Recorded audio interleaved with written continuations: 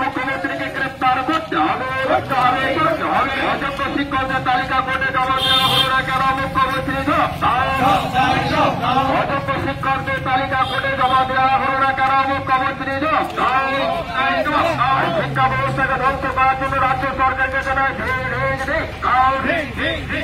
শিক্ষা ব্যবস্থাকে ধ্বংস করার জন্য রাজ্য সরকারকে জানায় প্রকৃতি সম্পদের নির্বাচনে দাম কেন বৃদ্ধি পাইছে? প্রকৃতি সম্পদের নির্বাচনে দাম কেন বৃদ্ধি পাইছে? থেকে জীবনদায়ী ছাত্র 48 টাকা ওষুধ দাম বাড়ানো হলো কেন? প্রধানমন্ত্রী রামনবমীর পরের দিন থেকে সিলিন্ডার থেকে 50 হয়ে গেছে, দাম বাড়ানো হলো কেন? কেন্দ্রীয় সরকার নেই। ভয়ঙ্কর পরিস্থিতি হচ্ছে বাংলার কৃষকের।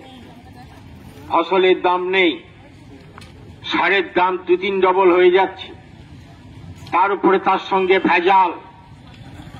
প্রত্যেকটি কৃষক কার্যত ঋণের জালে জড়িয়ে পড়ছে। আজকে ব্যাংকে ঋণ, মহাজনী ঋণ, এই সব ঋণ নিয়ে কৃষক কার্যত বিপর্যস্ত। দুটি ধান লাগিয়েছে, আকাশের দিকে তাকিয়ে আছে, যতক্ষণ পর্যন্ত মড়ায় ধানটা না ঢুকছে কারো শান্তি নেই। গ্রামে গঞ্জে সাম্প্রদায়িক সম্প্রীতির তীরস্থান পশ্চিমবাংলায় তৃণমূল বিজেপিকে হিন্দু মুসলিমের বিভাজনে রাজনীতি করতে দিচ্ছি না, দেব না। পশ্চিমবাংলার সাম্প্রদায়িক সম্প্রীতির ঐতিহ্যকে অক্ষুণ্ণ রাখতে সর্বস্তরের গণতন্ত্রপ্রিয় মানুষ এখন তৃণমূল বিজেপির পরিচিতি সত্তার রাজনীতির বিরুদ্ধে সর্বস্তরের গণতন্ত্রপ্রিয় মানুষ এখন সাম্প্রদায়িক বিভাজনের রাজনীতির বিরুদ্ধে আগামী 3 এপ্রিল ঐতিহাসিক ক্রিকেট সমাবেশে দলে দলে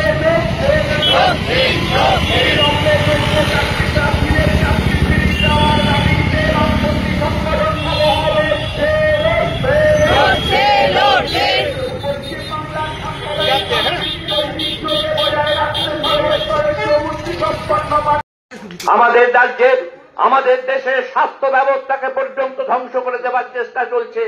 আমাদের রাজ্যে, আমাদের দেশে আজকে একজন মানুষ অসুস্থ হলে হাসপাতালে গেলে পর্যাপ্ত চিকিৎসার সুযোগ পাচ্ছেন না, আর বেসরকারি ক্ষেত্রে গেলে এত টাকা তার খরচা হচ্ছে, জমি জমা ঘটি বাটি বিক্রি করেও তার কোনো লাভ হচ্ছে না। শুধু তাই নয়, দেখা যাচ্ছে রাজ্য সরকার স্বাস্থ্য সাথী যে কার্ড করেছেন সেই কার্ড বেশিরভাগ নার্সিংহোম নিচ্ছে না, নিলেও যে টাকা বিল হচ্ছে সেই বিল বাবদ সেই অর্থ পাচ্ছে না। তাকে নিজের পরিবারের পক্ষ থেকে একটা বড় পরিমাণ অর্থ তাকে হসপিটাল বা নার্সিংহোমে জমা দিয়ে রোগীকে সুস্থ করার পরে ছাড়িয়ে আনতে হচ্ছে। ফলে স্বাস্থ্য ব্যবস্থাও ভেঙে পড়ছে। স্বাস্থ্য ব্যবস্থা তো নতুন করে নার্স, নতুন করে গ্রুপ ডি নিয়োগ হচ্ছে না, সমস্ত ক্ষেত্রে হায়ার লেবার নিযুক্ত হচ্ছে। গোটা রাজ্য, গোটা দেশে চুক্তিবদ্ধ কর্মচারীদের ভুলে যাচ্ছে। ফলে কাজের প্রতি যে ভালোবাসা, প্রতিষ্ঠানের প্রতি যে ভালোবাসা, সেই ভালোবাসা তৈরি হচ্ছে না।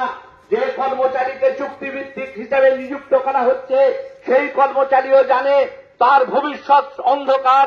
ফলে এই প্রতিষ্ঠানের ভালো বা এই প্রতিষ্ঠানের মধ্যে দিয়ে যে মানুষগুলো সেবা করার কথা তাদের সেবা হলো বা হলো না তার কিছু এসে যায় না, কারণ সে 12,000 14,000 টাকা মাইনে পাবে, কতদিন থাকবে জানে না।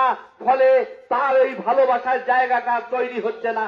একই সাথে দাঁড়িয়ে, এই সময়ে দাঁড়িয়ে আমাদের রাজ্যে আবার নতুন করে যখন এই 26,000 শিক্ষক তাদের যোগ্য অযোগ্যের তালিকা রাজ্য সরকার জমা দিচ্ছে না, তাই দিয়ে যখন পশ্চিম বাংলার মানুষজন তারা তাদের কথা বলতে শুরু করেছে সরকারের বিরুদ্ধে, আমরা দেখেছি আমাদের রাজ্যে নতুন করে সাম্প্রদায়িক হানাহানির বাতাবরণ তৈরি করার চেষ্টা চলছে।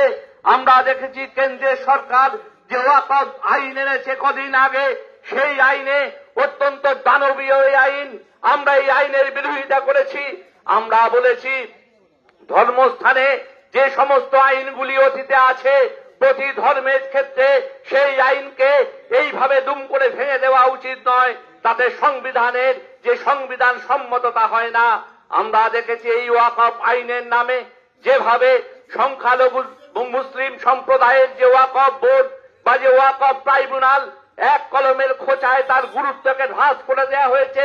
ডিএমকে বা প্রশাসনিক কর্তা ব্যক্তিদের এখানে উপরে বসিয়ে দেওয়া হয়েছে এবং যার মধ্যে দিয়ে সেই সমস্ত ওয়াকফ বোর্ড বা ট্রাইব্যুনাল বা গণতান্ত্রিক ব্যবস্থাগুলিকে ধ্বংস করে দেওয়া হয়েছে, যা কোনোভাবেই আমাদের ভারতবর্ষের মতো একটি দেশে তা কাম্য নয়, যা বিজেপি সরকার করেছে।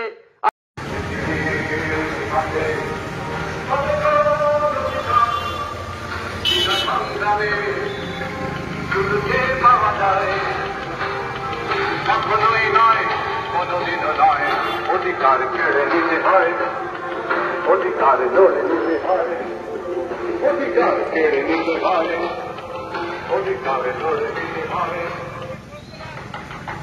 আমাদের